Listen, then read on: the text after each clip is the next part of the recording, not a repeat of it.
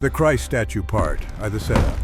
This is the true story of what I witnessed in Mrs. Martinez's isolated house. I've never told anyone except those involved, partly because I feared no one would believe me, partly because I feared it would come looking for me. 2 days after we fled that house, Mrs. Martinez vanished without a trace. The house burned down from unknown causes.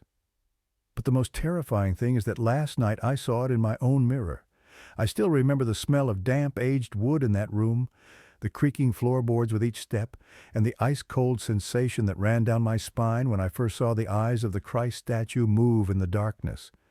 Initially, I thought it was just a hallucination from exhaustion, or perhaps light from the street lamp filtering through the curtains. But now I know what I witnessed. I never believed in ghosts, demons, or anything supernatural. Growing up in Mexico City meant facing real-world problems, paying rent, finding work, avoiding trouble. The monsters in ghost stories couldn't compare to the monsters wearing police uniforms or business suits. At least that's what I believed until 3 months ago. My name is Miguel Herrera. I'm 26, work as an auto mechanic at Rodriguez's garage, and consider myself a practical man. I fix what's broken, I see what's real, and I don't waste time on fantasies. Or at least that's who I was before I met Elena and before I entered that house. Elena Diaz walked into my life on a rainy Tuesday when her ancient Volkswagen broke down outside our garage. She was 24, an art history student with eyes that could pull you in like black holes and a smile that lit up even our grimy workshop. While I checked her car's engine, we talked. She was different from other women I'd dated, educated, passionate about art and history, with dreams that extended beyond our neighborhood. "You have good hands," she told me watching me work. "Patient and precise. That's rare these days." I asked her out for coffee when I finished. 3 months later, we were still dating, and I was falling hard. Elena had a warmth about her that made everyone love her, including an elderly woman named Mercedes Martinez, whom Elena visited weekly. "She's like my grandmother," Elena explained one evening as we finished dinner at my small apartment. "Mrs. Martinez has lived alone since her husband died 10 years ago. She's getting older and needs help sometimes. My mother asked me to check on her regularly." "Doesn't she have family?" I asked, collecting our plates. "No children. She and her husband weren't blessed that way." Elena's eyes softened with sympathy. "Our family has lived next door to her since I was little. My mother considers her family." I nodded, thinking little of it. Just another piece of Elena's kind-hearted nature. Then one day Elena called me, her voice tight with worry. "Miguel, could you help me? Mrs. Martinez fell while cleaning windows. She's okay, just bruised, but the doctor says she needs rest for at least 2 weeks. My mother offered to have her stay with us, but she refused to leave her house. I need to stay there for a few nights, but I don't want to be there alone." "You don't want to be there alone?" I found this strange. Elena wasn't easily frightened. A long silence hung on the line before she answered. "The house. I don't know, Miguel. It makes me uncomfortable. It's probably just because it's so old and dark. I know it sounds silly." "It's not silly. I'll come with you." I immediately agreed. I would do anything for Elena, and if she needed me, I'd be there. Mrs. Martinez's house stood on a quiet street, a 2-story old Spanish-style home with faded yellow walls and a small iron gate. From outside, it seemed unremarkable, perhaps just older than most houses in the neighborhood. When we arrived, Mrs. Martinez sat in an armchair in the living room, a small woman with neatly pinned white hair and sharp black eyes.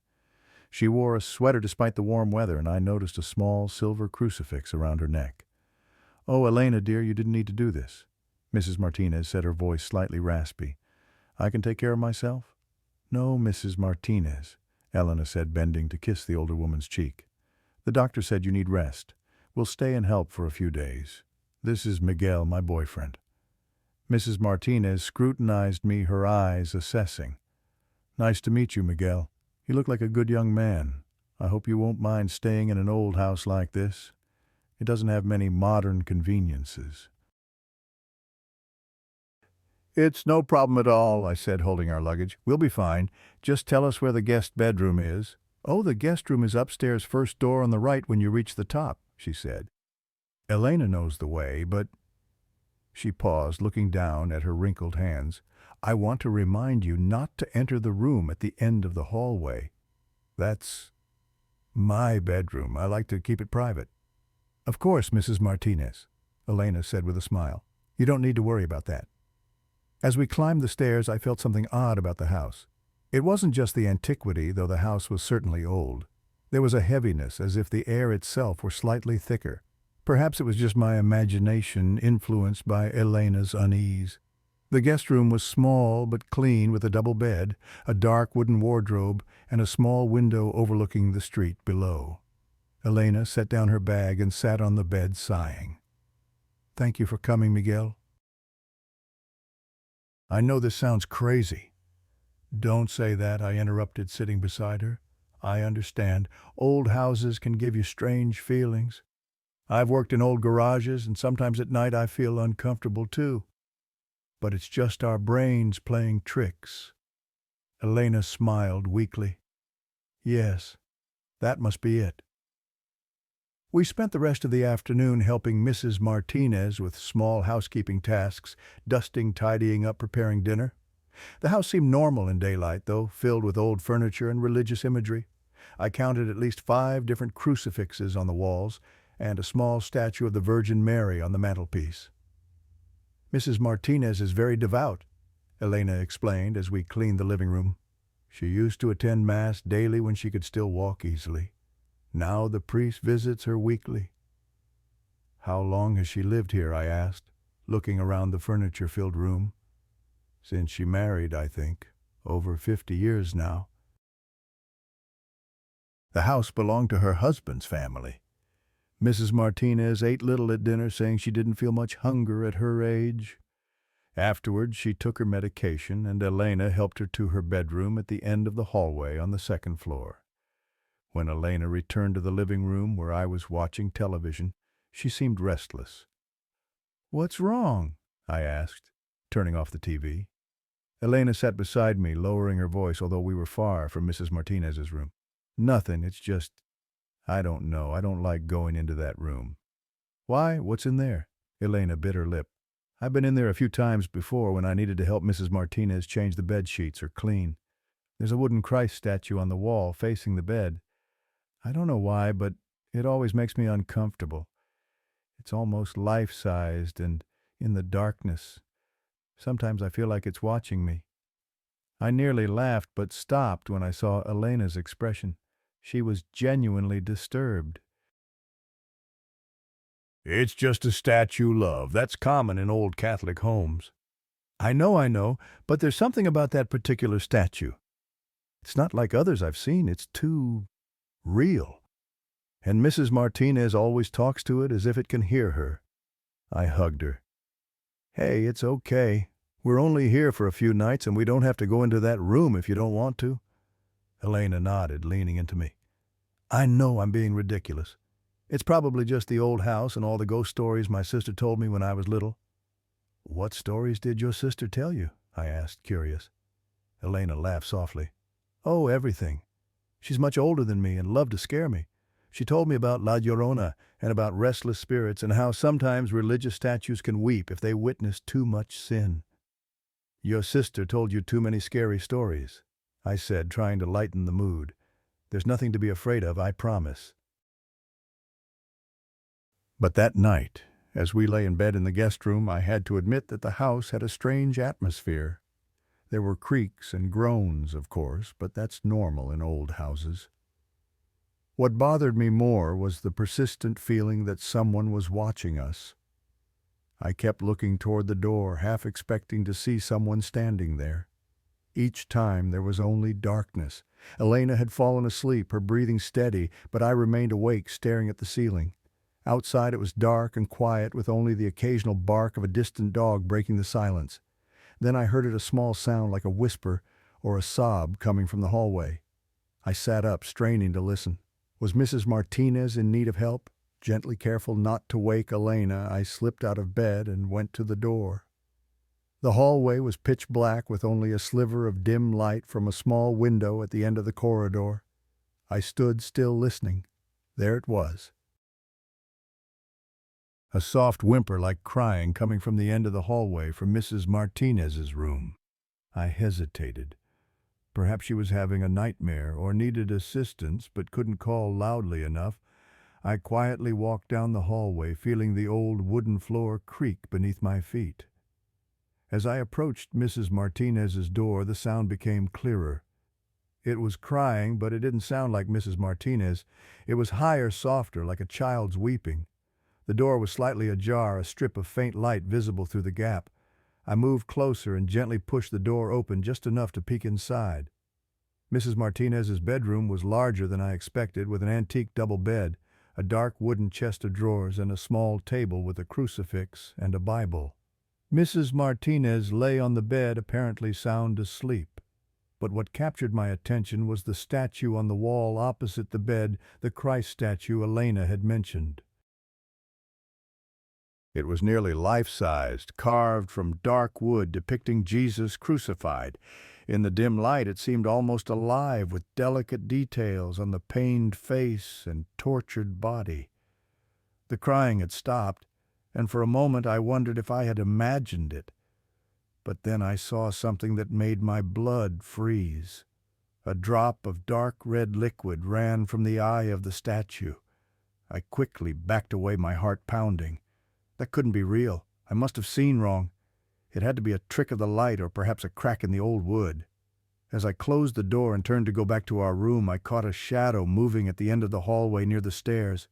I froze, staring into the darkness. There was something there, a shape taller than me, thin as a silhouette. "Hello," I whispered, my voice hoarse with fear. No answer. The shape seemed to dissolve, as if it had never been there. I hurried back to our room, my heart still racing, and climbed into bed beside Elena. She was still asleep, completely unaware of my sudden fear. I lay there, eyes wide open, certain that I had imagined everything, the crying, the tear of blood, the shadow in the hallway. It had to be my imagination, triggered by the dark house and Elena's stories. But when I finally drifted into an uneasy sleep, my dreams were filled with weeping statues and moving shadows. The next morning I awoke late, my head heavy after a night of poor sleep. Elena had been up for hours. I could hear her talking with Mrs. Martinez downstairs.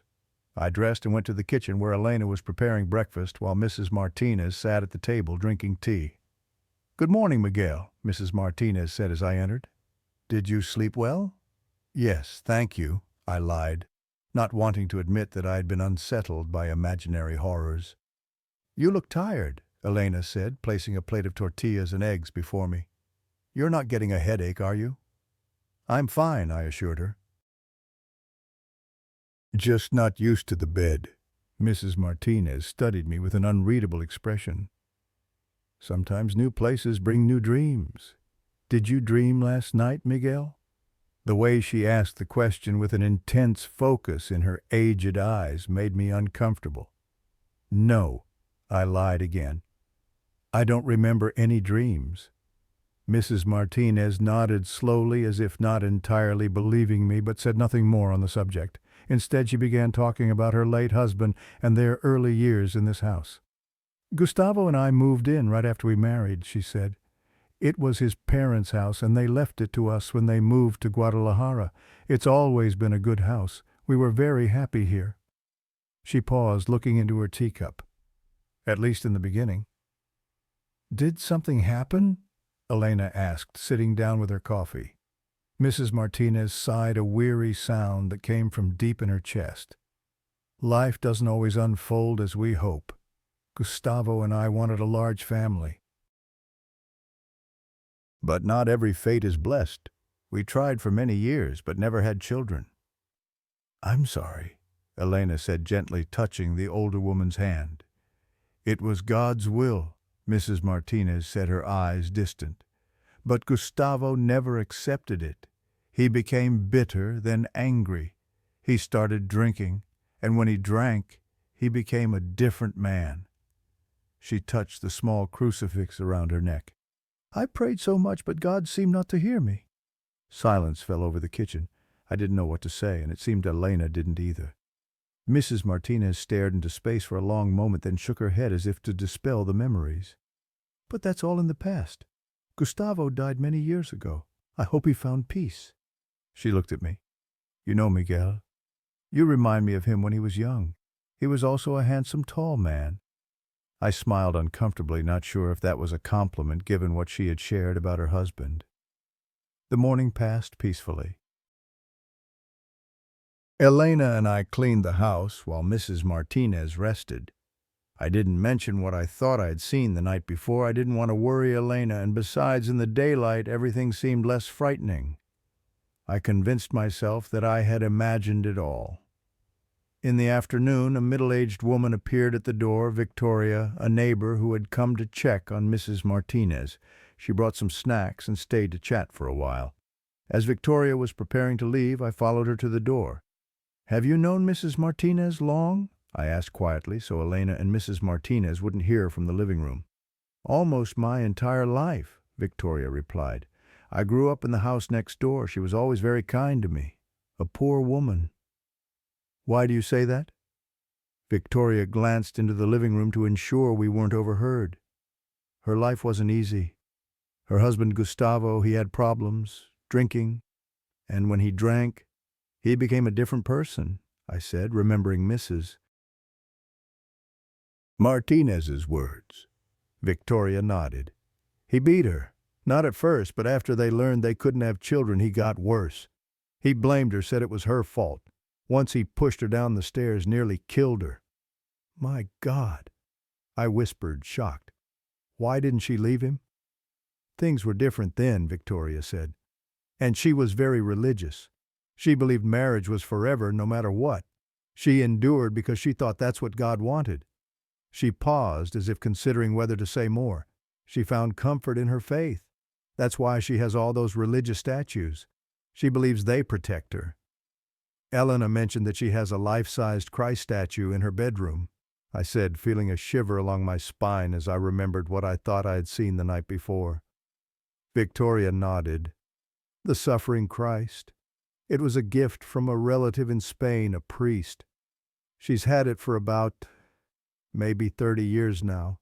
She believes it's special. She talks to it. Talks to it, Victoria shrugged. Like I said, she's very devout, and after all she went through with Gustavo, I think she deserves to find comfort wherever she can. I thanked Victoria for the information and returned to the living room. The story of Mrs. Martinez and her abusive husband saddened me. No wonder she turned to her faith for comfort. But still, there was something about that statue. Throughout the day, I kept thinking about what I had seen or thought I had seen the night before. Maybe I should find a way into the bedroom when Mrs. Martinez wasn't there to check the statue in daylight. If there was nothing unusual about it, I would know I had just imagined everything. My opportunity came in the late afternoon when Mrs. Martinez took a nap and Elena went to pick up more medication for her at a nearby pharmacy. I was alone in the house, and though I felt slightly guilty about violating Mrs. Martinez's privacy, my curiosity was too strong. I quietly climbed the stairs and walked down the hallway to Mrs. Martinez's bedroom. The door was closed, but when I turned the knob, it opened without resistance. The bedroom looked different in daylight, no longer scary, just an ordinary elderly woman's bedroom. Thin curtains allowed sunlight to filter in, illuminating the room with a warm yellow glow. Mrs. Martinez wasn't here. She must be napping in the living room downstairs. And there on the wall opposite the bed was the statue, the suffering Christ, as Victoria had called it. In daylight, I could see it more clearly. It was a beautiful piece, intricately carved, depicting Jesus on the cross. His face was carved with agony eyes, looking heavenward in pain, the crown of thorns on his head and the wound in his side. The coloring was realistic, with details of blood flowing from the wounds. I moved closer, examining the face of the statue. There was no blood flowing from the eyes, no sign that it had wept, as I thought I had seen the night before. But there was something about this statue that made me uncomfortable. The longer I looked at it, the more I felt as if it were looking back at me despite its eyes being directed upward. I noticed an old book on Mrs. Martinez's bedside table. It wasn't a Bible, as I had assumed, but an old diary with a leather cover. I quietly opened it, knowing I shouldn't be looking at it, but too curious to stop. It was Mrs. Martinez's diary, written in Spanish. The date showed it began about 30 years ago. I flipped through the first few pages, finding short entries about her daily life. But then a longer entry caught my attention. May 15th, 1994. Today, Padre Emilio visited from Barcelona. He brought me a gift, a beautiful Christ statue from an old church in Spain. He said it's over 300 years old and is supposed to be miraculous, though he didn't tell me what kind of miracles. I hung it in our bedroom. Gustavo doesn't like it.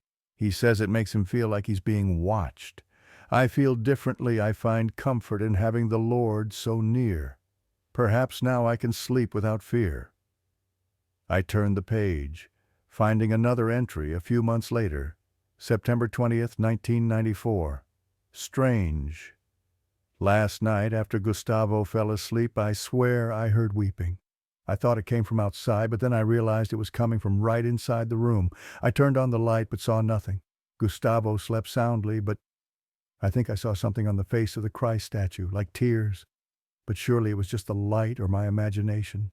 And another entry, October 3rd, 1994. It happened again. The weeping. But this time Gustavo heard it too. He was angry, thinking someone was playing a trick on us.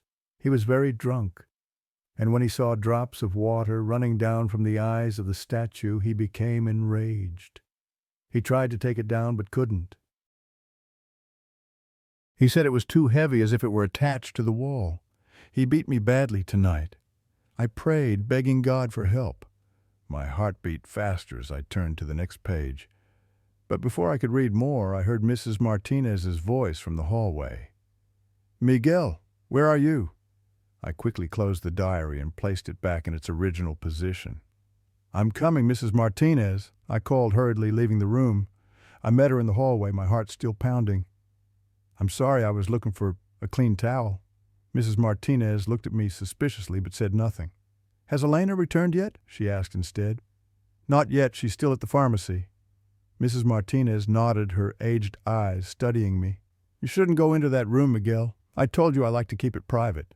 "I'm sorry," I said, feeling like a child caught doing something wrong. "I won't go in there again." "Good," she said, and there was something in her tone that made me shiver. "Some things are better left undisturbed." I nodded, watching her return to her bedroom and close the door. I stood there for a moment, trying to understand what I had just read in the diary. Had the statue really cried? Or was it just the imagination of a desperate woman trying to cope with an abusive marriage? When Elena returned, I didn't mention that I had entered Mrs. Martinez's bedroom or read her diary. I wasn't sure what Elena would think about me violating the older woman's privacy that way, and besides, I didn't want to worry her further. But as we sat eating dinner that evening, I couldn't help but glance at Mrs. Martinez, wondering what she had endured in this house with her violent husband. And I wondered about the Christ statue in her bedroom, whether it was truly special or just an illusion, something a desperate woman clung to in her darkest moments. "Mrs. Martinez," Elena said as we were finishing dinner, "do you need us to do anything else before we go to bed?" "No, dear Mrs." Martinez said with a weak smile. "I think I'll go to bed early. I'm feeling quite tired." "I can help you to your bedroom," Elena offered. "No need. I can manage myself." Mrs. Martinez stood up slowly, smiling at us. "Good night to you both. Be careful and close your door at night." The way she said it with that vague warning look sent a chill through me. When she left, I helped Elena clean the kitchen, then we sat in the living room for a while, watching television with the volume low. "Do you think she's okay?" Elena asked quietly. She looked very tired. She's been through a lot, I said, thinking about what Victoria had told me and what I had read in the diary. Maybe she just needs more rest. Elena nodded, but I could see she was still worried. I can't help but feel like something's wrong here. I don't know, maybe it's just the old house. Everything will be fine, I said, hugging her. We're just staying one more night, and then you can call someone else to look after Mrs. Martinez. When we went to bed that night, I let Elena fall asleep, but I remained awake. I couldn't stop thinking about the Christ statue and what I had read in Mrs. Martinez's diary. Had I really seen it crying blood the night before, or was that just my imagination?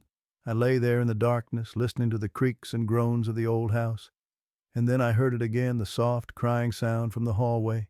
Just like the night before, it was the weeping of a child coming from Mrs. Martinez's room. I looked at Elena, but she was still sound asleep. I climbed out of bed, determined to find out where that sound was coming from. The hallway was darker tonight, clouds obscuring the moonlight. I moved carefully, feeling my way in the near-total darkness. The crying led me once again to Mrs. Martinez's room, the door slightly ajar as before. I hesitated, remembering her warning I shouldn't go in there. But the crying continued, and it sounded so sorrowful, so desperate.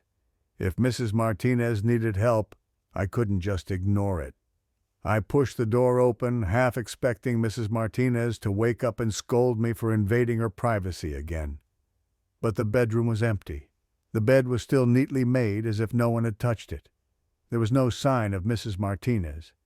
But the crying continued, and now I was certain it came from within this very room. The lights were off, but a faint strip of light from the street lamp outside filtered through the curtains, providing just enough illumination for me to see around. My eyes immediately went to the statue on the wall, and my heart nearly stopped. The Christ statue had changed, not in size or shape, but in posture. The arms previously nailed to the cross were now free. One hand covered the face as if in grief. And from the eyes, dark red droplets flowed downward, dripping onto the floor below. The crying sound was louder now, and I realized it was coming from the statue. I stared in horror, unable to move, unable to speak, unable to do anything but witness this inexplicable thing. Then slowly the statue lowered its hand from its face and turned its head towards me. Its eyes, filled with blood, tears, looked directly at me. I wanted to scream, wanted to run, but my body refused to obey. I was frozen in place as the statue, no longer just a statue, opened its mouth and spoke. "You have seen," it whispered, its voice like wind through dry leaves. "You have seen what she endured." And then before my eyes the statue began to change again. The sorrowful face of Jesus disappeared, replaced by another face, that of a middle-aged man with hard features, a short beard, and cold eyes. And suddenly I knew I was looking at the face of Gustavo, Mrs. Martinez's deceased husband. "She thought she could hide me," the statue said, no longer in a saint's voice, but in a low, angry man's voice. "She thought I would leave her in peace, but I never let her go. She belongs to me." Horror welled up inside me like a wave. This wasn't a miracle or a divine sign. This was something else entirely, a trapped soul, a soul full of anger and jealousy. "Where is she?" I whispered, finally finding my voice. "Where is Mrs. Martinez?" The statue Gustavo smiled, a cold sound that made me shiver. "She has joined me. After all these years, she has finally joined me." I realized with horror that I hadn't seen Mrs. Martinez since she left the dinner table. She'd said she was going to bed, but she wasn't here, not in her bedroom. "What happened to her?" I asked, my voice trembling.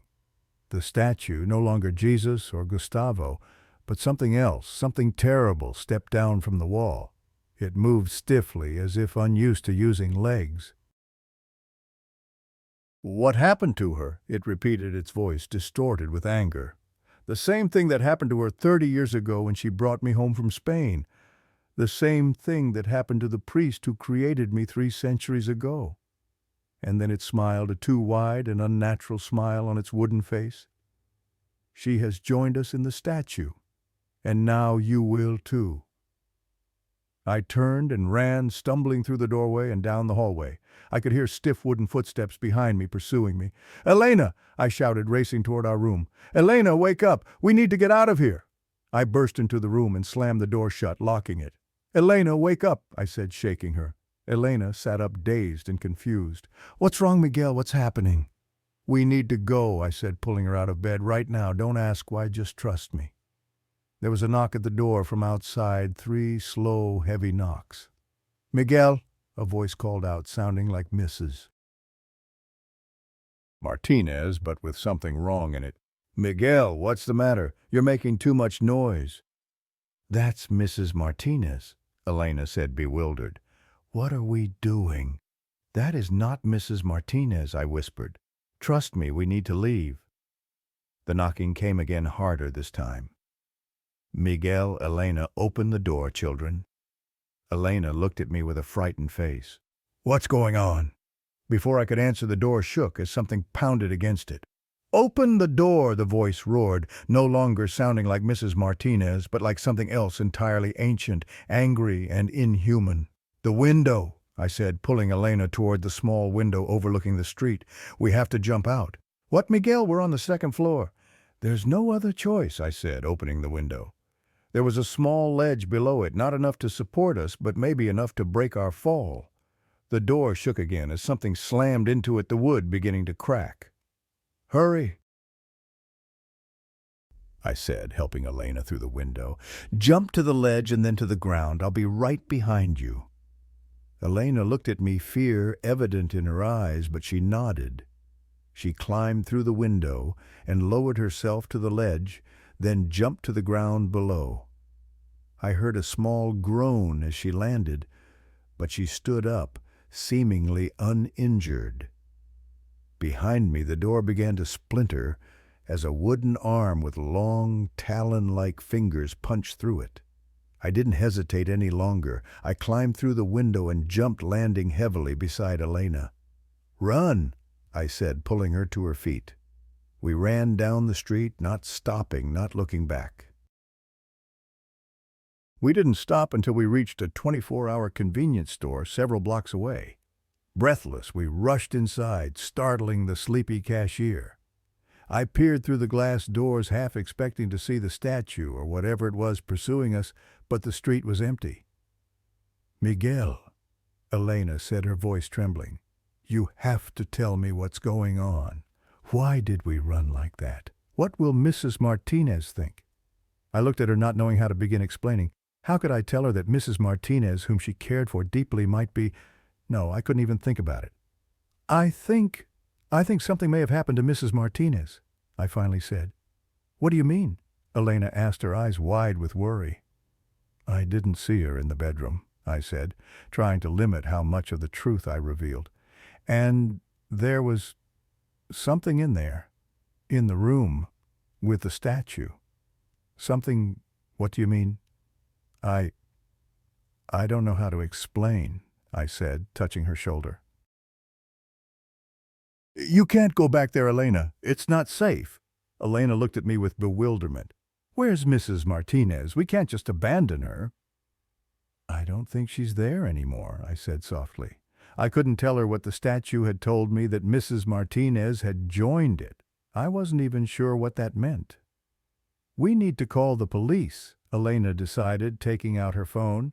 "And tell them what?" I asked. "That a Christ statue is walking around the house and Mrs. Martinez is missing?" "No, that we're concerned for her, that she's not in her bedroom and not answering when we call." I nodded. That sounded reasonable, though I doubted the police would find anything. But Elena was right. We couldn't abandon Mrs. Martinez if she was still alive and needed help. While Elena called the police, I tried to gather my thoughts. What I had seen, the Christ statue weeping blood, then transforming into Gustavo, then stepping off the wall, couldn't be real. It couldn't be happening. Such things didn't happen in the real rational world, but I had seen it, I had heard it, and something had broken through our door, chasing us. Elena finished her call and turned back to me. "They'll send someone to check the house.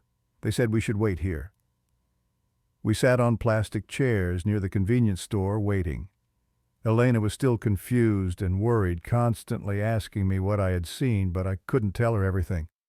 Instead, I held her and said things would be okay, though I wasn't sure that was true. About half an hour later, a police car pulled up in front of the convenience store. 2 officers stepped out, one middle-aged and one younger. They approached us. "Are you the ones who called about Mrs. Martinez?" the older one asked. "Yes," Elena said, standing up. "She wasn't in her bedroom and we're worried about her. She recently had a fall and needs care." "We checked the house," the officer said. "There's no one there." "No one?" Elena asked, her eyes widening. "Where is she?" "The house is empty," the younger officer said. "But it looks like there was some kind of disturbance. The door to an upstairs bedroom is smashed and there are some strange marks on the floor."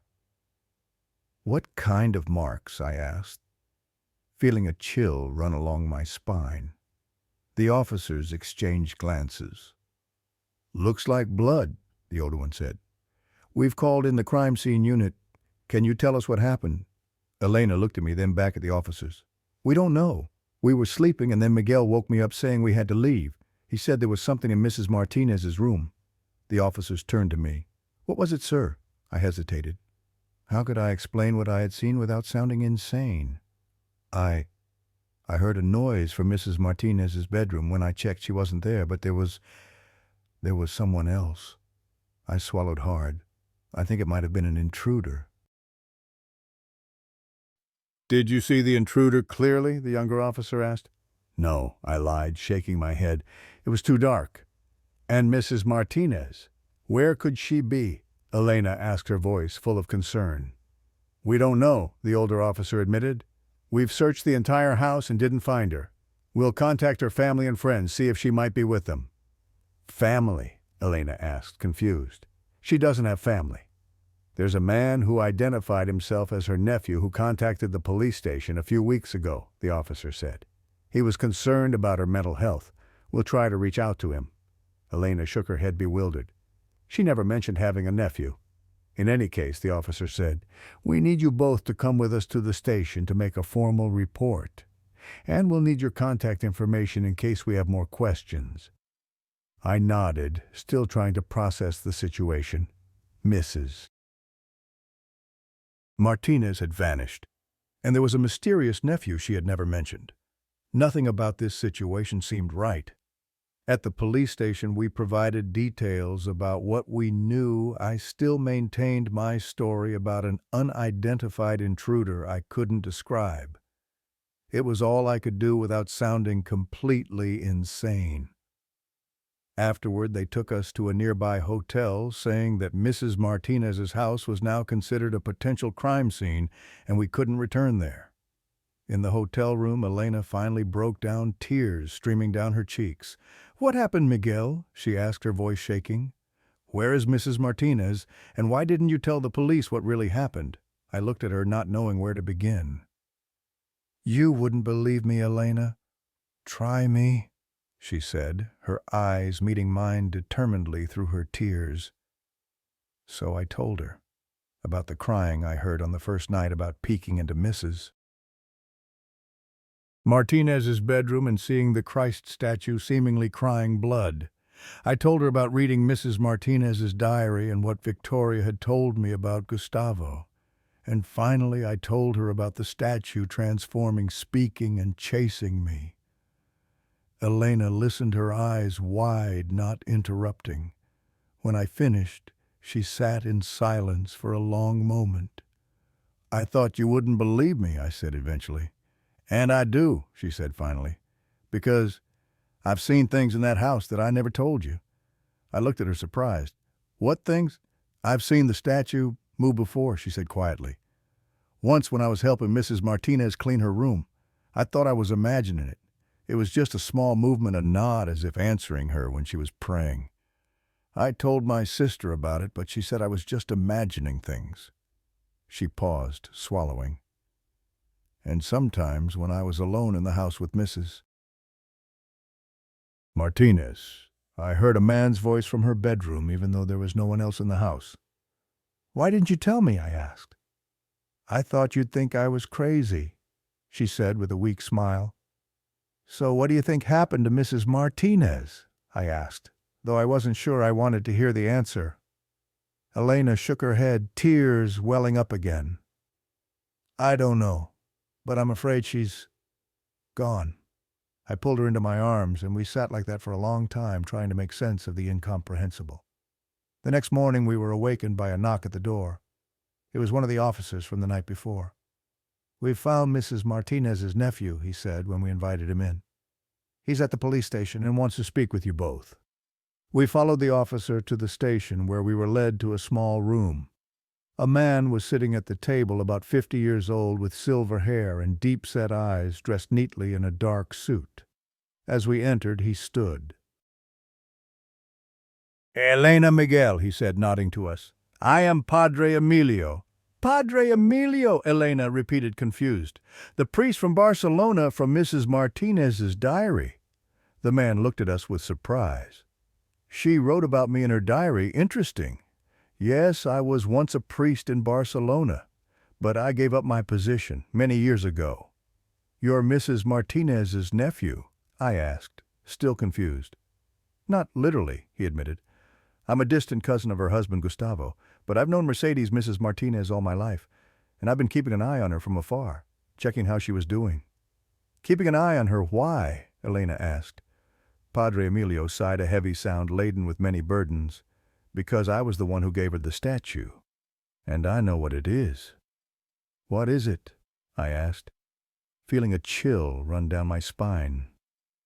A curse, he said simply. A bitter gift from an angry man. I don't understand, Elena said. Padre Emilio looked at us both for a long moment, as if assessing whether we were strong enough to hear the truth. Finally, he said, You've seen it, haven't you? The statue, you've seen it. Change. We nodded, saying nothing. Then perhaps you'll believe what I'm about to say, he said. That statue was never a true Christ statue. It was created in 1693, not by a devout craftsman, but by a sorcerer. A man whose wife had left him, who created the statue to trap her soul so she could never leave him even in death. But how? I began. How did it come to this country? How did it come to Mercedes? Padre Emilio shook his head. The statue changed hands many times over the centuries.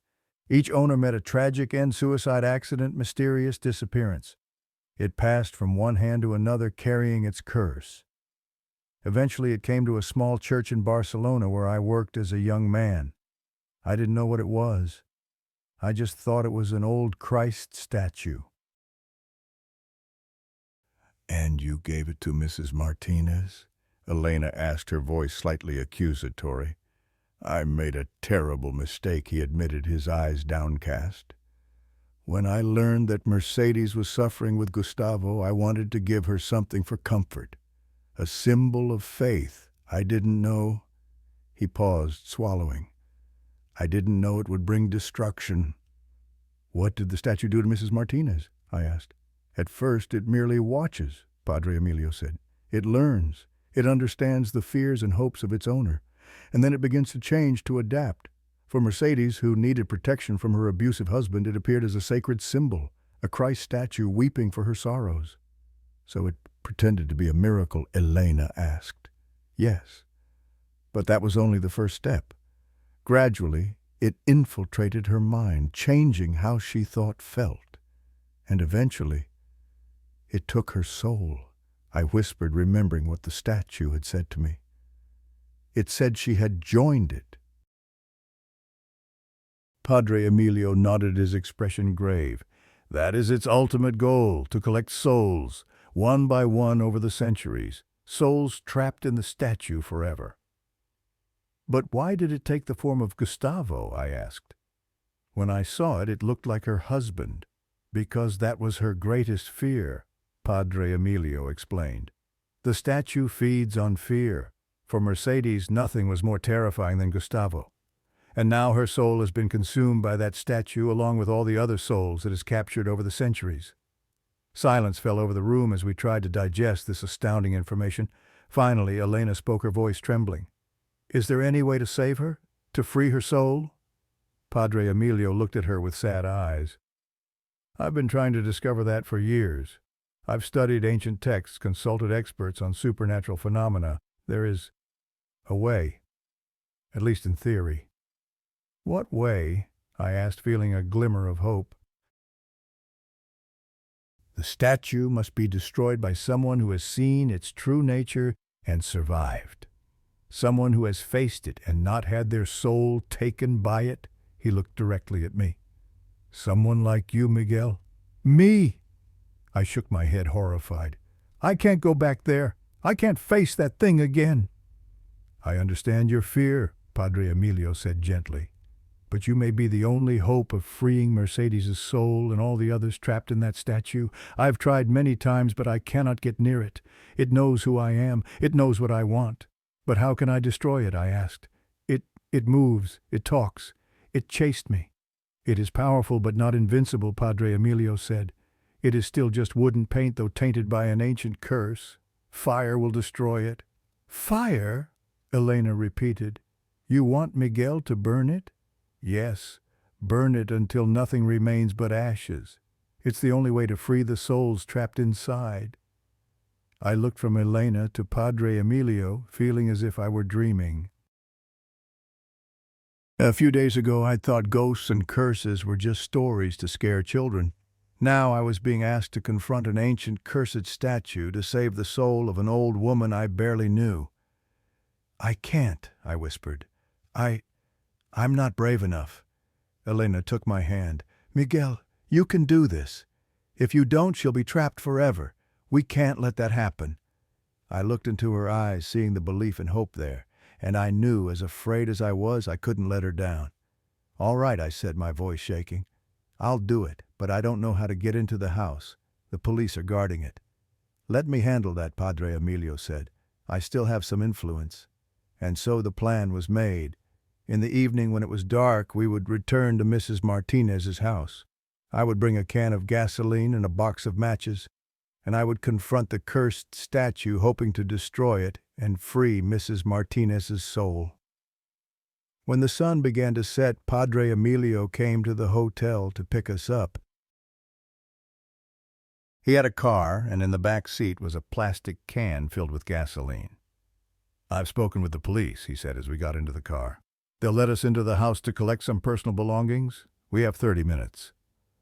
"Is that enough time?" Elena asked, worried. "It will have to be," Padre Emilio said grimly.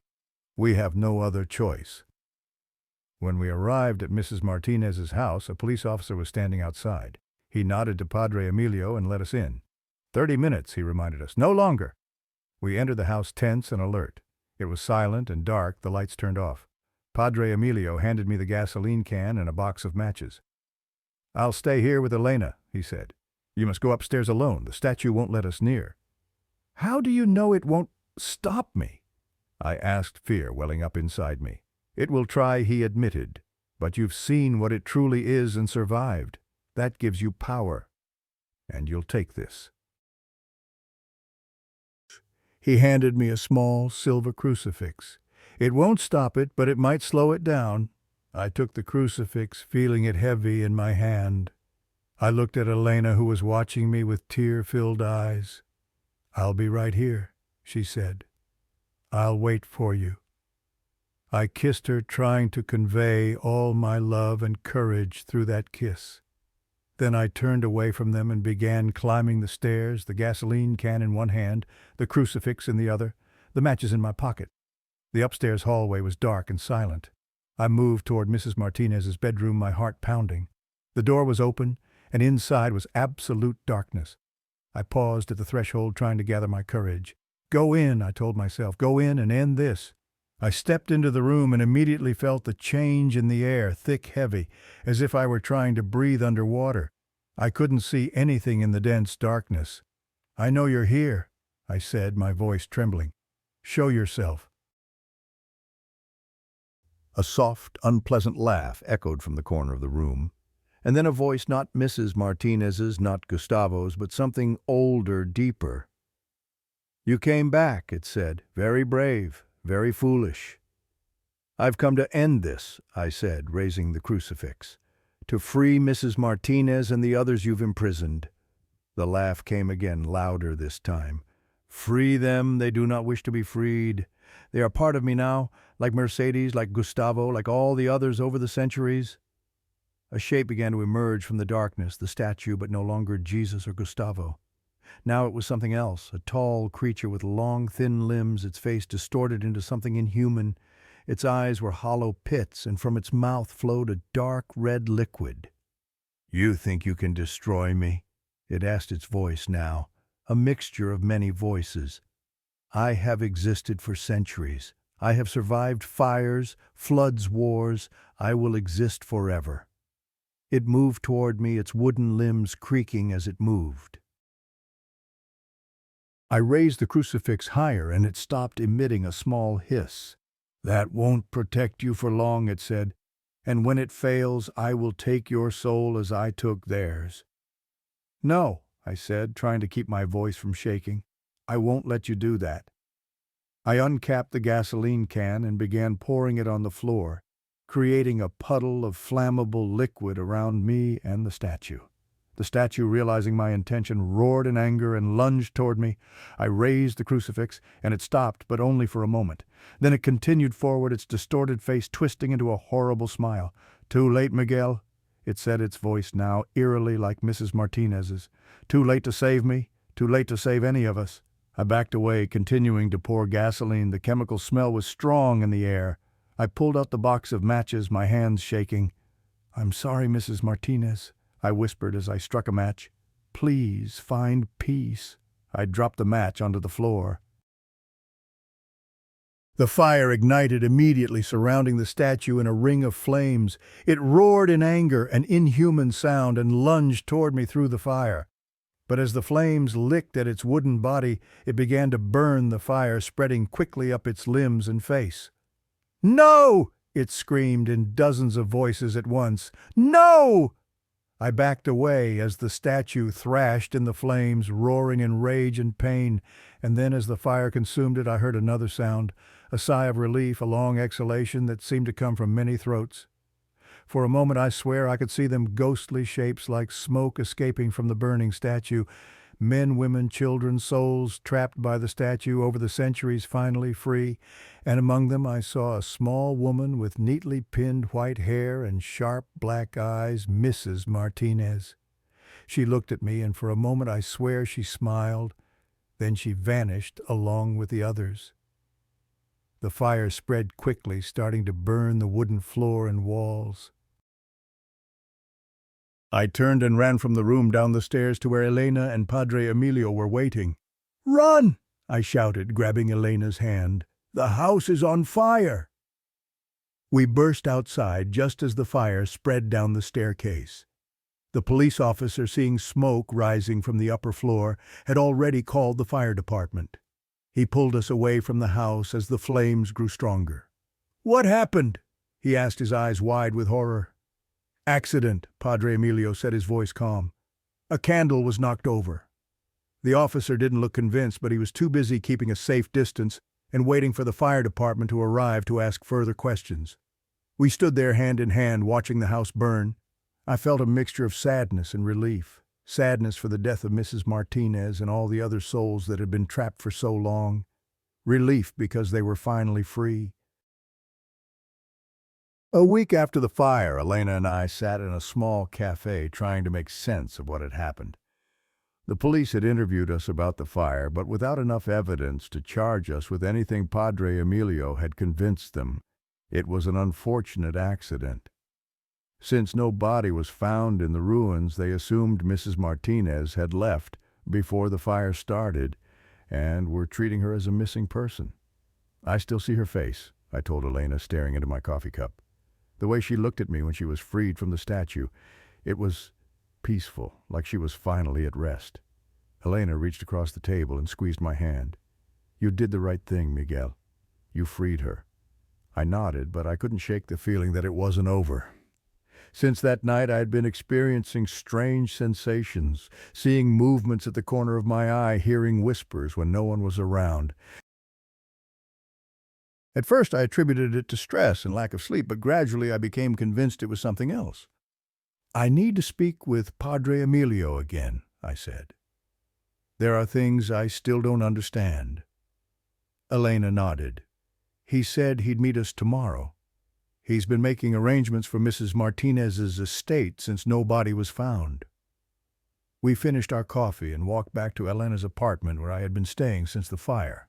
The evening air was cool, but I felt a different kind of chill, a sensation I had become familiar with in Mrs. Martinez's house, the feeling of being watched. I turned, suddenly scanning the street behind us, but saw nothing unusual. Just people going about their evening routines, cars passing by, streetlights flickering on as dusk settled over the city. "What is it?" Elena asked, noticing my unease. "Nothing," I lied. "Just thought I heard something."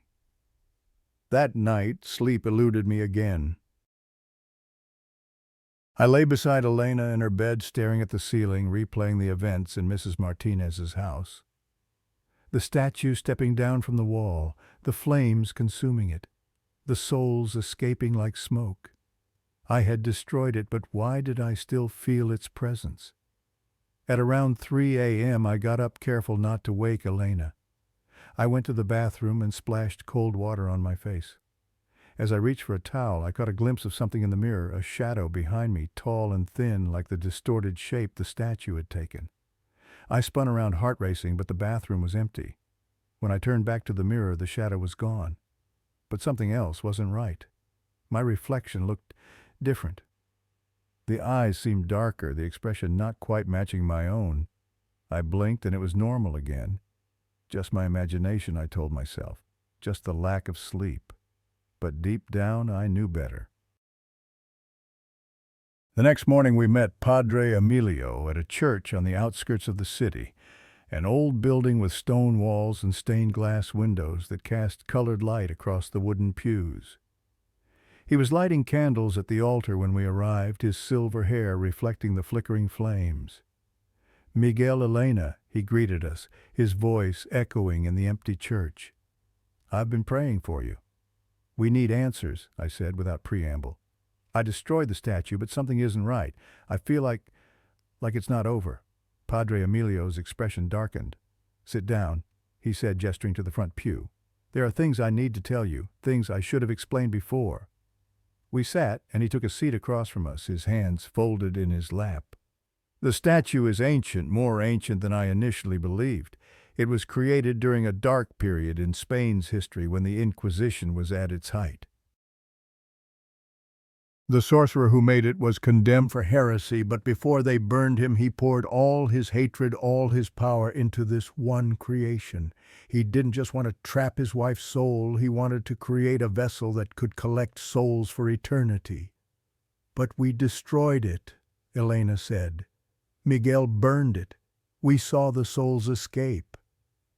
"You destroyed that particular manifestation," Padre Emilio corrected, "but the curse, the essence of the statue, it's not so easily eliminated. Think of it as a disease. You've treated the symptoms, but the infection may remain." A cold dread settled in my stomach. "What are you saying?" "I'm saying that the entity that inhabited the statue might have found another host, another vessel." "How would we know?" Elena asked, her voice barely above a whisper. Padre Emilio looked directly at me.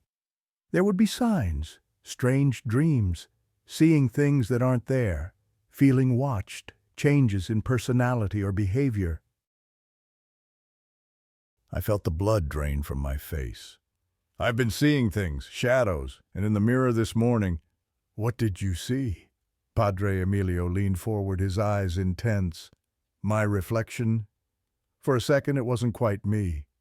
Padre Emilio stood abruptly and walked to a wooden cabinet near the altar. He unlocked it with a small key and removed an old leather-bound book.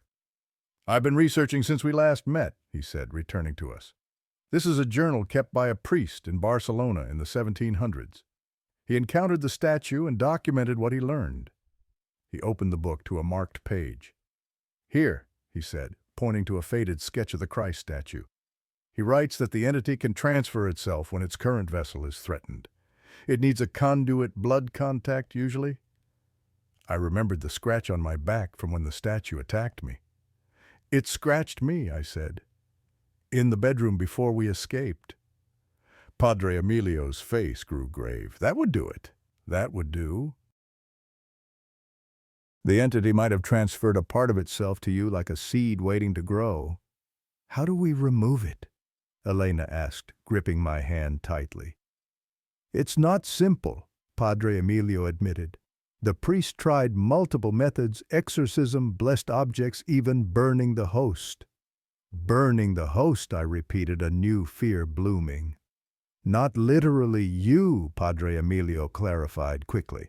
More like burning out the infection, a ritual cleansing, but it's dangerous and there's no guarantee of success.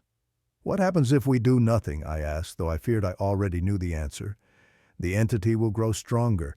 It will gradually take over, replacing your soul with its own. Eventually you would cease to be Miguel, and it would fully control your body. And then what? Elena's voice trembled. Then it would continue its work, collecting souls, feeding on fear. Only now it would have a living host, making it even more dangerous. I stood up, unable to sit still with this knowledge burning inside me. So I'm what? Possessed, infected? How long do I have before this thing takes over completely?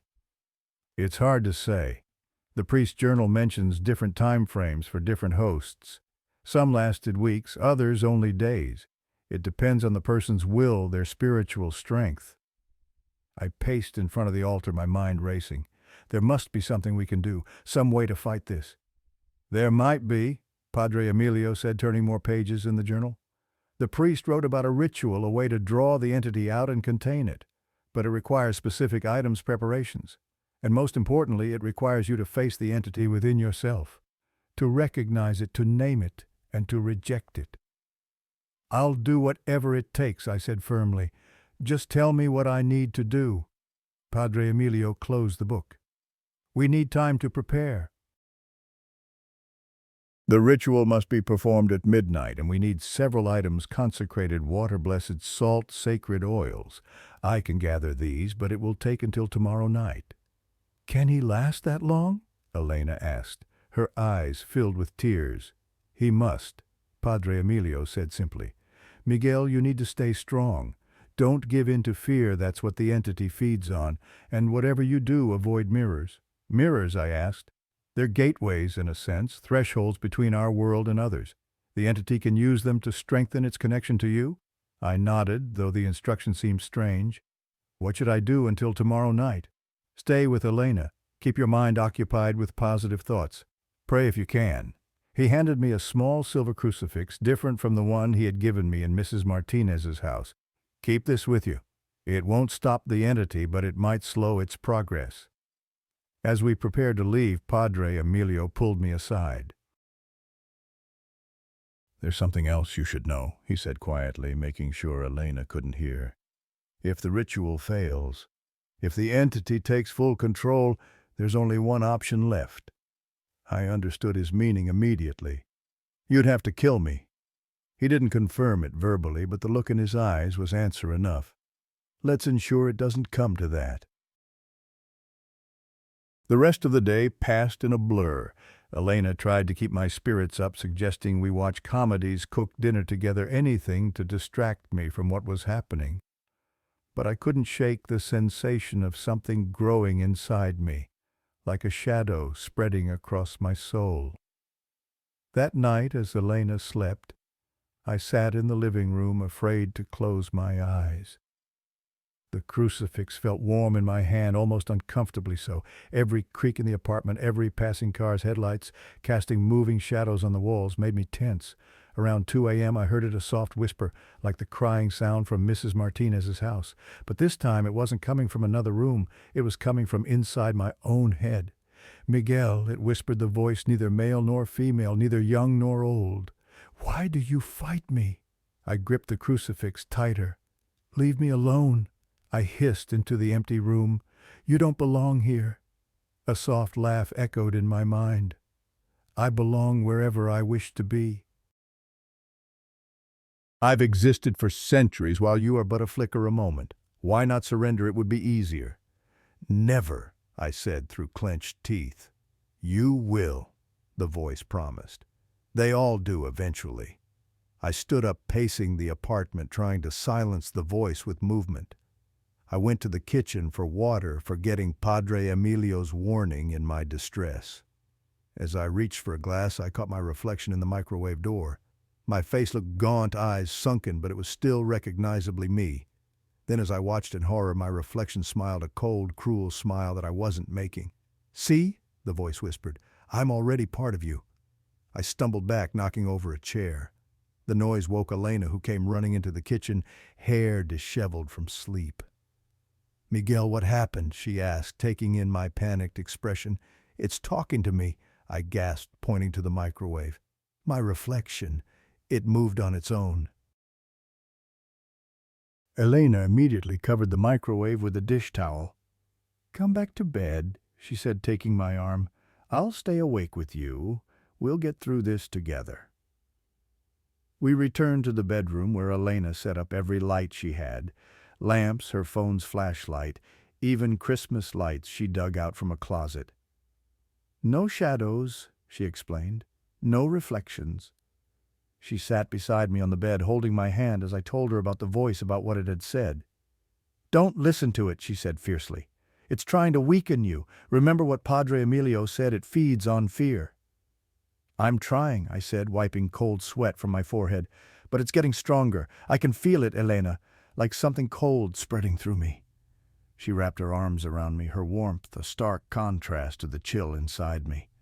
"Fight it, Miguel. For me. For us." I nodded, leaning into her embrace. "Tell me something good," I whispered. "Something to hold on to." So she did. She talked about the future she imagined for us, finishing her degree, my plans to open my own garage someday, perhaps a small house outside the city.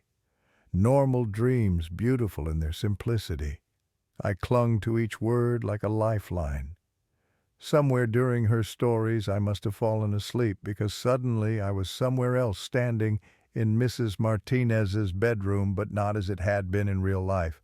In this dream version, the room stretched impossibly long, the walls lined with mirrors, each one reflecting a different version of me.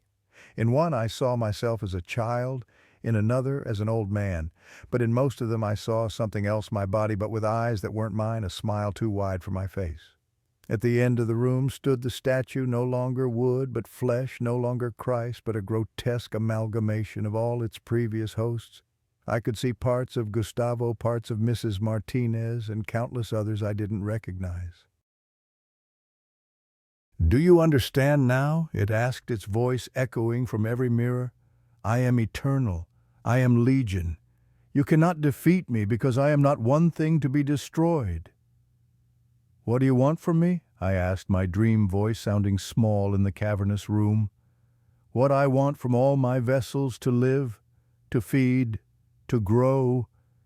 It moved closer, its mismatched body sliding unnaturally across the floor. "Your body is young, strong. I could do much with such a vessel." "I won't let you," I said, backing away. "You have no choice." It reached out with hands that were both wooden and flesh, old and young. "You're already mine." I looked down at my hands and saw they were turning to wood, my skin hardening and darkening. The transformation was crawling up my arms, spreading across my chest. "No!" I screamed, fighting against it. "This is my body, my life."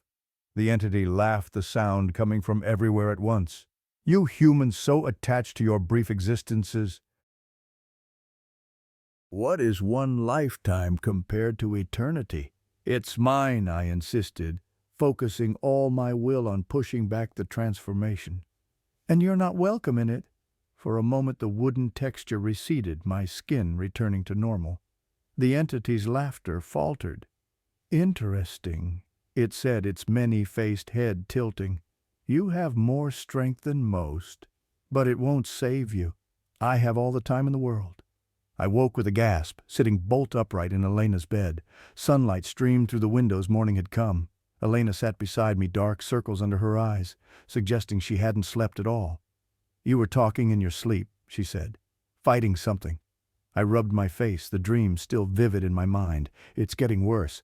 I saw it clearly this time, what it is, what it wants. What did you see? She asked, concern etched on her tired face. I told her about the dream, about the room of mirrors, about the entity's true form, a collection of all its previous hosts. It said I was already, I finished, my voice breaking, that it was just a matter of time. Elena shook her head fiercely. It's lying. It has to make you believe that to win. Don't give in, Miguel. Not for a second. I tried to smile to show her I was still fighting, but my face felt strange, as if the muscles weren't responding correctly. I caught a glimpse of my hand and froze. For a split second I thought I saw a wooden texture to my skin like in the dream. I blinked and it was normal again. What time is it? I asked, trying to keep my voice steady. Almost noon, Elena said. Padre Emilio called while you were asleep. He's found everything we need for the ritual. He'll be ready by nightfall. Can we go somewhere until then? I don't want to stay here. The apartment suddenly felt too small, too confining.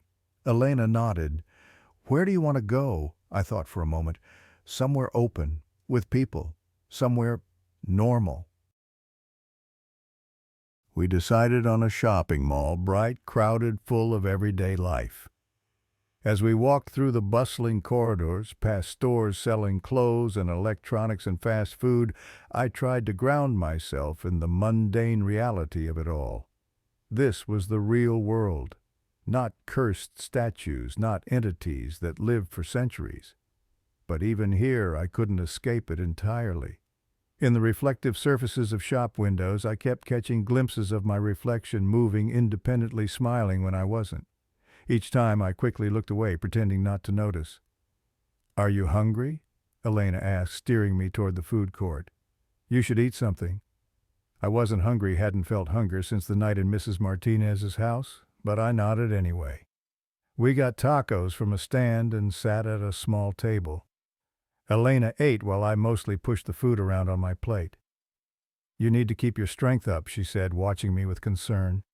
I know, I said, forcing myself to take a bite. The food tasted like ashes in my mouth. As we sat there, I noticed an old woman at a nearby table staring at me. She was small, with white hair pinned neatly back, remarkably similar to Mrs. Martinez. When she caught me looking, she smiled, but there was something off about it. Do you see her? I whispered to Elena, nodding toward the woman. Elena looked over. The old lady? Yes, what about her? She looks like Mrs. Martinez.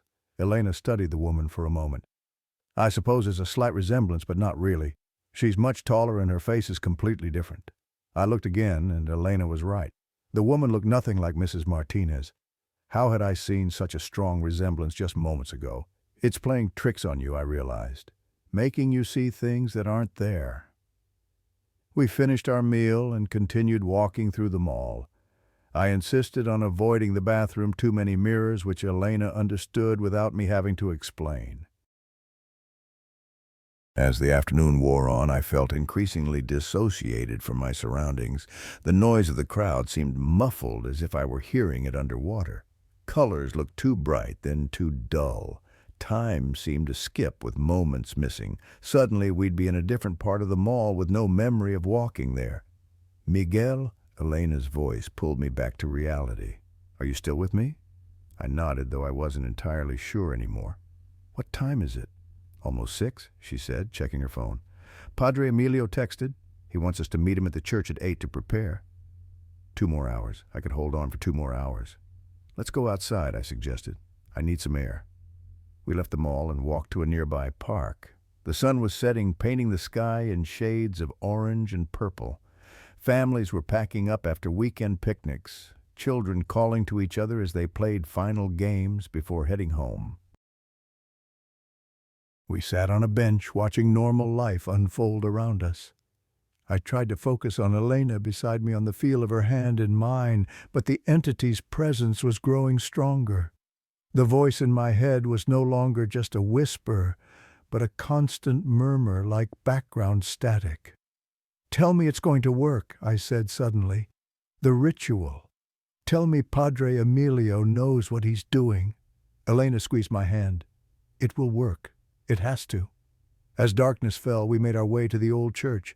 It looked different at night, more imposing, the stained-glass windows dark except for a faint glow from within. Padre Emilio met us at the door, his face grave. He looked at me intently. How are you holding up? It's getting worse, I admitted. I hear it constantly now, and sometimes I'm not sure where it ends, and I begin. He nodded as if he'd expected this. Come inside. Everything is ready. He led us through the main chapel to a small room behind the altar. It had once been a sacristy, but was now set up for the ritual. Candles burned in a circle on the floor. Within the circle was a smaller one made of salt. Various religious artifacts, crucifixes, saints' medals, rosaries were arranged at cardinal points. I've adapted the ritual described in the priest's journal, Padre Emilio explained as he closed the door behind us. Combined with elements from various exorcism practices, the entity is ancient and powerful, but it's not invincible. What do I need to do? I asked, eyeing the circle nervously. Sit in the center, he instructed. Elena and I will stay outside the circle. Once we begin, you must not leave it until the ritual is complete, no matter what happens, no matter what you see or hear. I nodded, stepping into the circle. The salt crunched under my shoes as I sat cross-legged in the center. Will it hurt him? Elena asked, her voice tight with worry. I won't lie to you, Padre Emilio said. It will be difficult. The entity won't leave willingly. It will fight using every trick it knows. But Miguel must endure. He handed Elena a small book. You'll read these responses when I indicate. I'll lead the main invocations. He turned to me. Miguel, once we begin, the entity will try to confuse you, to break your will. It might show you visions, speak to you in voices you trust, offer you deals. Remember, none of it is real. Focus on my voice, on Elena's voice. Hold on to who you are. I took a deep breath. I'm ready. Padre Emilio nodded and lit a final candle, placing it at the edge of the circle. Then he began to recite in Latin, his voice resonating in the small room. At first, nothing happened. I sat in the circle watching Padre Emilio and Elena move around the perimeter, reading from their books, occasionally sprinkling water or oil in my direction. Then it began. A coldness spread through me, starting in my chest and radiating outward. The voice in my head grew louder, angrier. They're trying to take me from you, it hissed. They're trying to kill us both. I clenched my fists, focusing on Padre Emilio's voice, on the Latin words I didn't understand, but somehow felt in my bones. The room's temperature plummeted. I could see Elena's breath fogging in the suddenly frigid air. The candles flickered wildly despite the absence of any draft. This won't work, the voice said, changing tactics. This ritual is incomplete. The priest doesn't know what he's doing. He'll destroy us both. Shut up, I whispered, closing my eyes. Miguel, Elena's voice called out, concerned. It's talking to me, I explained through gritted teeth, trying to make me stop. Padre Emilio's Latin grew more intense, his voice rising. He sprinkled something that sizzled when it hit the circle, holy water, I assumed. The entity's rage exploded in my mind. The candles flared, then died, plunging the room into darkness. Only Padre Emilio's small flashlight provided any illumination. Keep going, I shouted as Elena gasped. Padre Emilio continued unfazed by the darkness. Elena joined in, her voice trembling but determined. And then the pain began. It started as a burning sensation in my back where the statue had scratched me. The burn spread, becoming a tearing feeling as if something were trying to rip its way out of me. I screamed, falling onto my side, but careful to stay within the circle. The pain was unbearable, worse than anything I'd ever experienced. It felt like my body was being torn apart from the inside.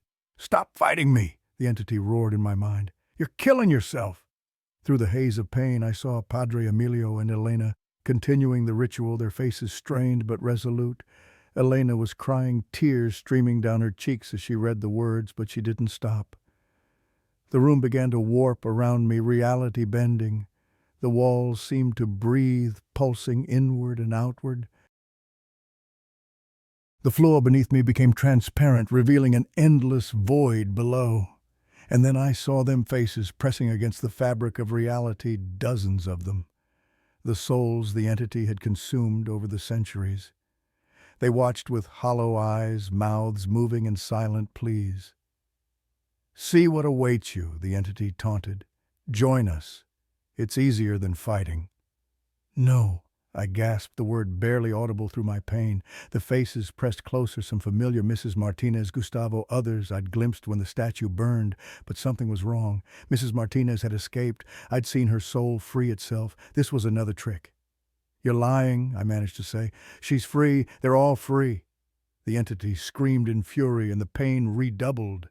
I convulsed, my body spasming as something fought to maintain its grip on me.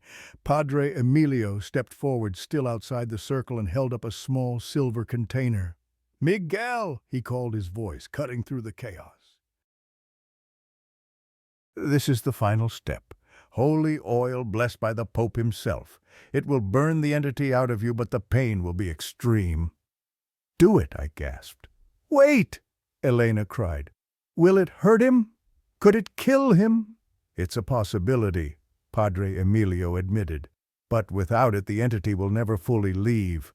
"There must be another way," Elena pleaded. And suddenly the entity changed tactics. "Listen to her," it whispered, its voice now gentle, reasonable. "There is another way, a compromise. Let me stay, but dormant. You'll never know I'm here. You can have your life back." The offer was tempting. The pain was so great, the struggle so exhausting. Why not a compromise? Why not peace? "Don't listen to it," Padre Emilio warned, seeing my hesitation. "It can never be dormant. It will always seek to control you, to feed." "But the oil might kill him," Elena argued.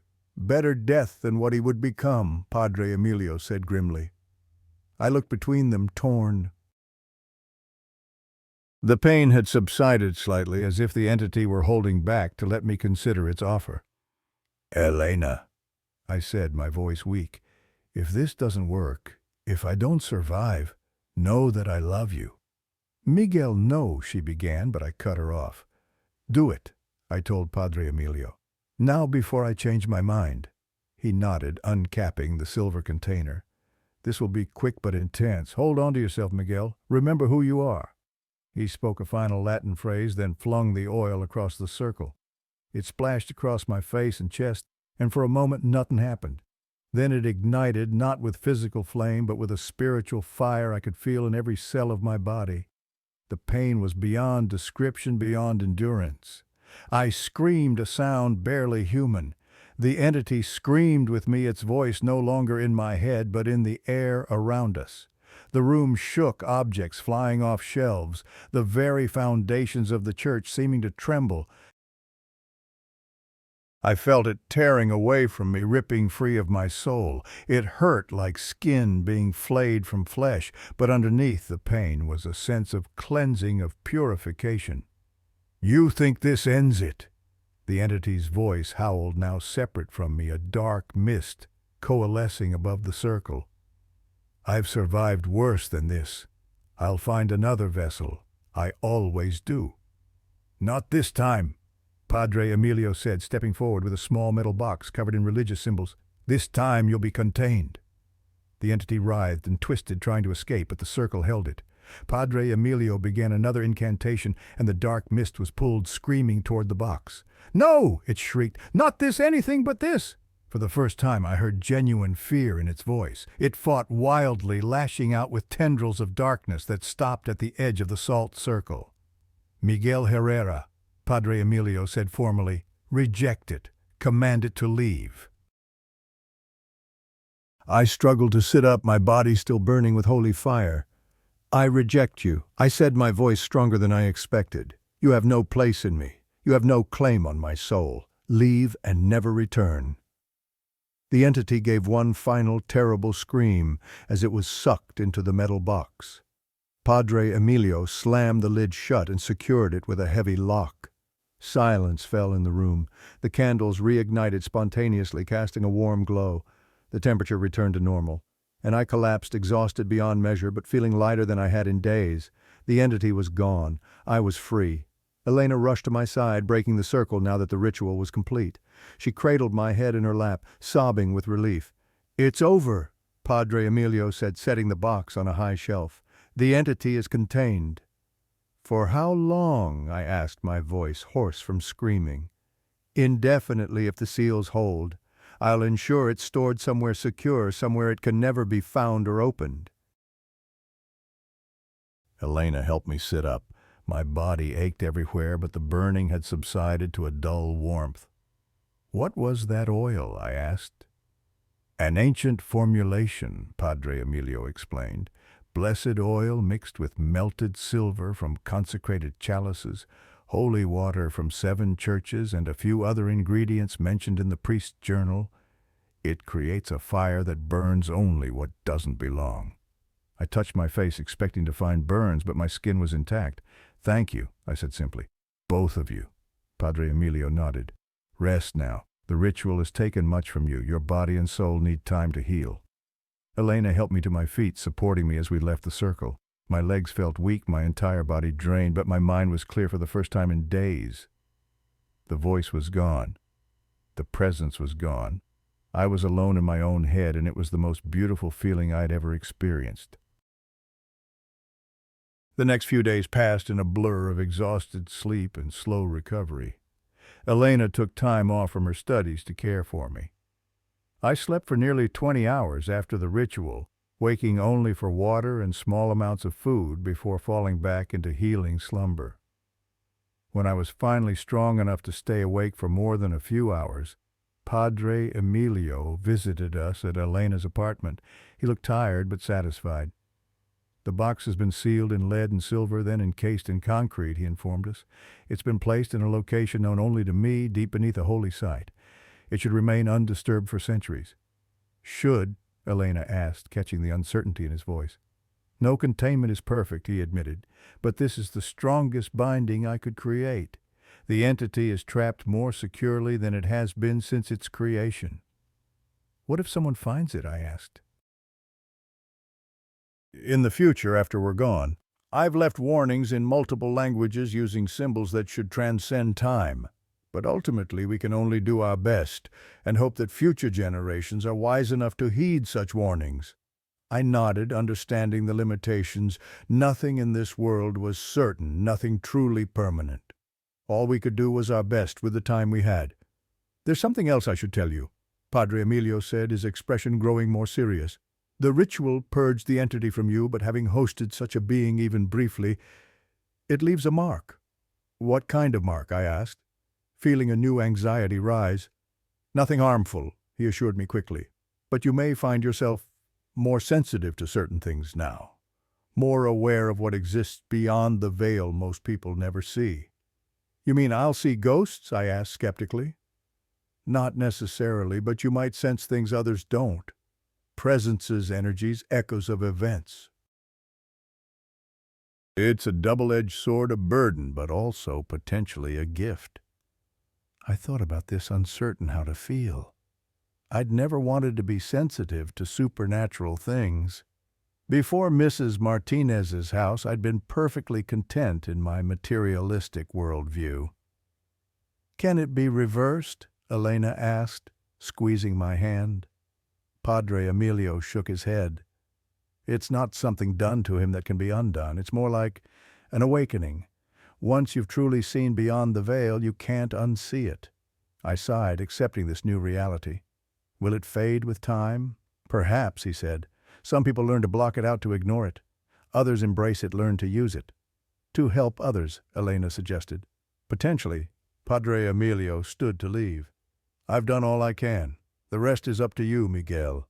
Remember, fear is still your enemy. Whatever you sense, whatever you see, don't let it terrify you. That's how entities like the one we face gain power." After he left, Elena and I sat in thoughtful silence. Finally she asked, "What will you do?" I considered the question. "Go back to work, I guess. Try to rebuild a normal life." I looked at her. "With you, if you still want that?" She smiled, resting her head on my shoulder. Of course I do. What happened doesn't change how I feel about you." I held her close, grateful beyond words for her presence, her unwavering support through the nightmare we'd endured. Whatever came next, whatever strange sensitivity I'd acquired, I wouldn't face it alone. That night, for the first time since Mrs. Martinez's house, I looked directly into a mirror without fear. My reflection was normal, tired, a bit thinner than before, but undeniably me. No independent movements, no cold smile, no wooden texture to my skin. But as I turned away, I caught something in the mirror's corner, a brief glimpse of Mrs. Martinez smiling warmly. When I looked back, she was gone. Not a haunting, I decided.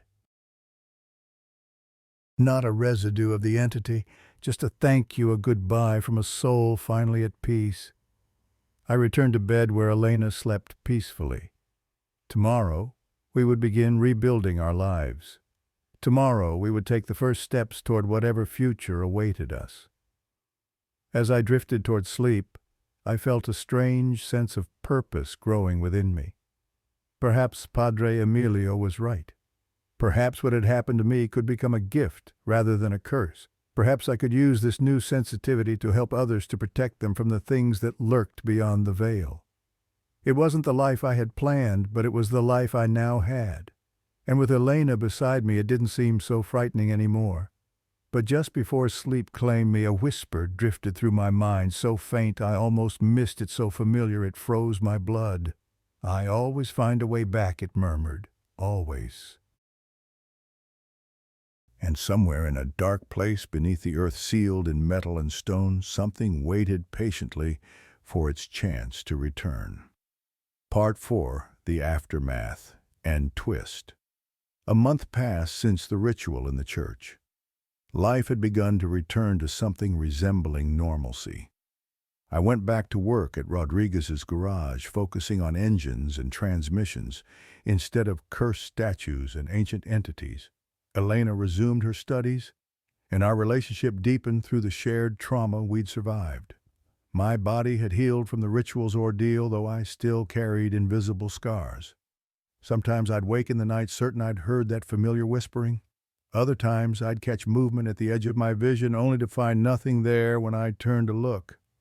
Padre Emilio had warned me about this, the sensitivity that would remain with me.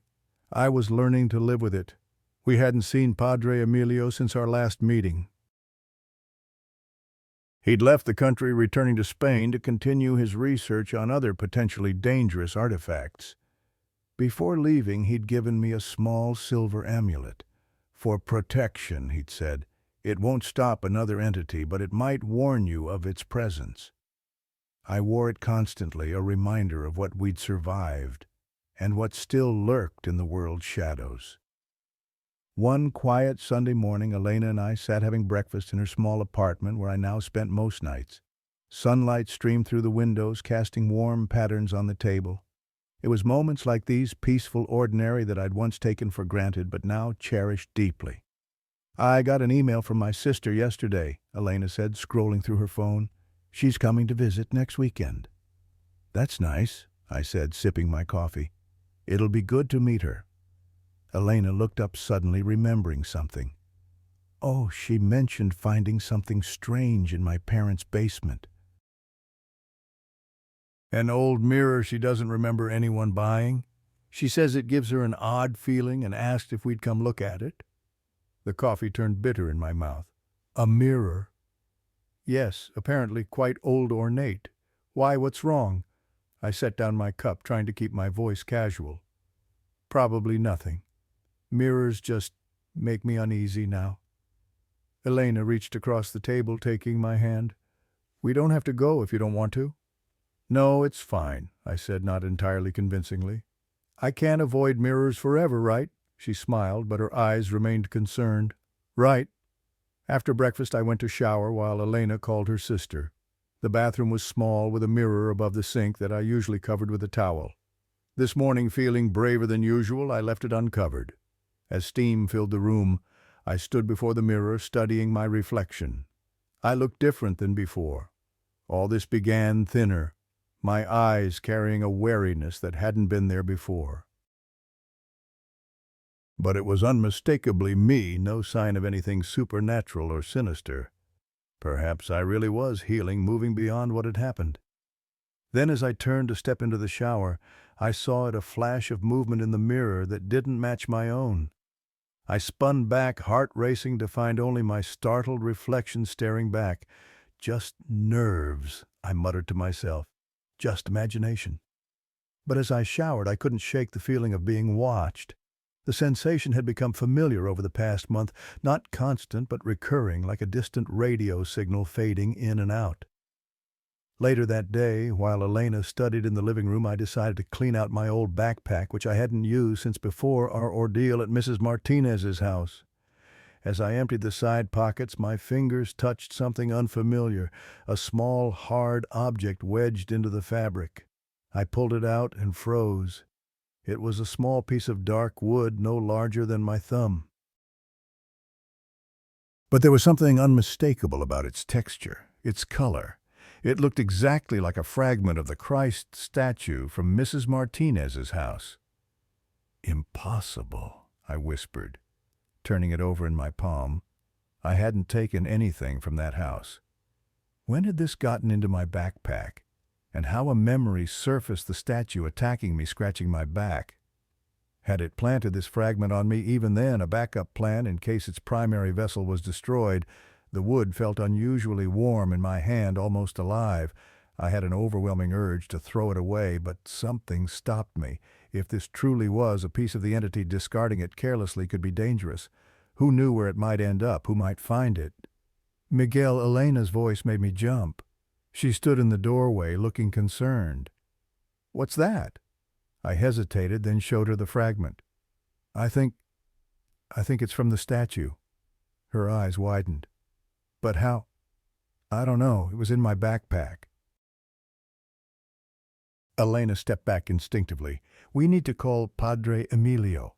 "He's back in Spain," I reminded her, "and I'm not sure a phone call would be enough for this." "Then what do we do? Burn it?" I considered this. Fire had worked before, destroying the statue and freeing its trapped souls. Maybe. But what if burning it just releases whatever might still be inside? What if there's another ritual needed? Elena paced nervously. "Could we contain it somehow, like what Padre Emilio did with the entity?"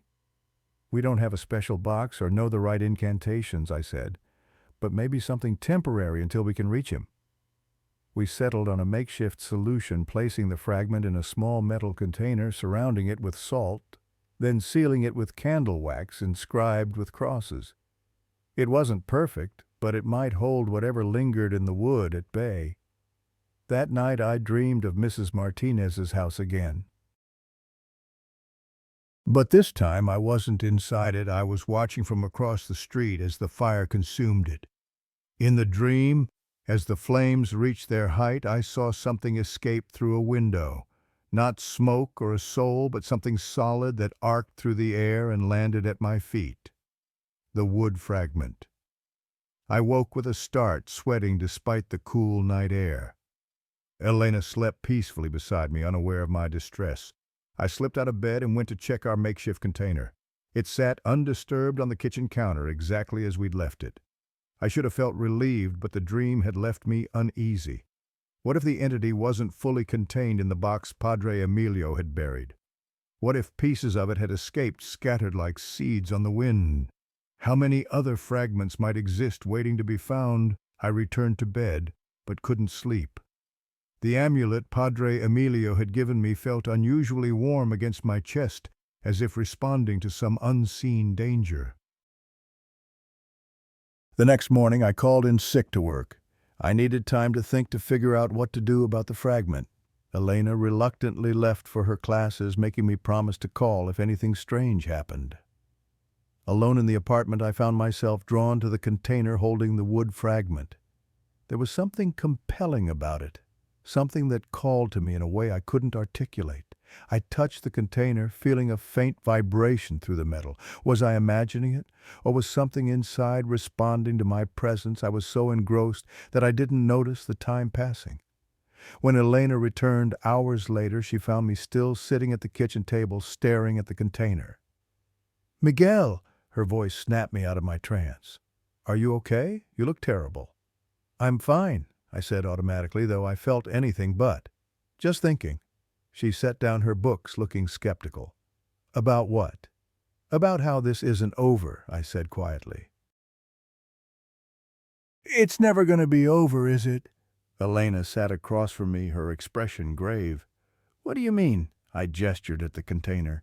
"This is just one piece. What if there are others? What if it's been spreading itself, hiding pieces of itself in different places, different objects?" "Then we find them," she said with a determination I admired. "We contain them. We destroy them properly. And if we can't find them all, if it keeps coming back," Elena took my hands in hers, "then we keep fighting, together." Her conviction steadied me, brought me back from the edge of despair. Whatever this was, whatever we faced, I wasn't facing it alone.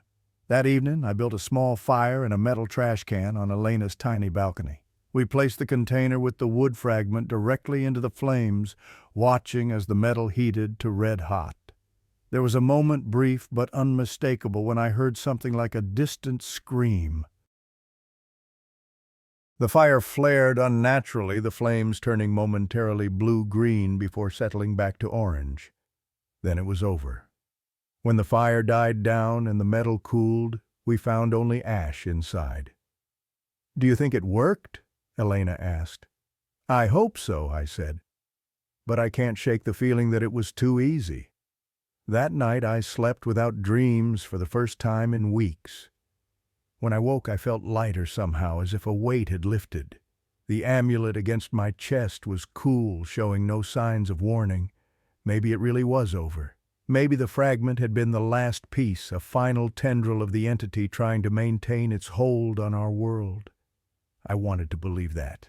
I needed to believe that. A week later, Elena and I visited her sister's house to look at the mirror she'd found. It was an ornate piece, oval-shaped, with an intricate wooden frame carved with vines and figures that might have been angels or demons, depending on how the light hit them. "We found it when cleaning out the basement," her sister explained. "Dad doesn't remember buying it, and Mom says it's not hers. It's beautiful, but I don't know, it gives me a weird feeling." I approached the mirror cautiously. My reflection looked normal, if tense. But as I studied the wooden frame, my blood ran cold. The wood was the same dark shade as the statue from Mrs. Martinez's house. And some of the carved figures upon closer inspection weren't angels or demons at all, but contorted human forms, their faces frozen in silent screams. "Where did you say you found this?" I asked, trying to keep my voice steady. "In the basement behind some old boxes," her sister replied. "Why, is something wrong with it?" Elena and I exchanged glances. "No," I lied. "It's just unusual, very unique craftsmanship."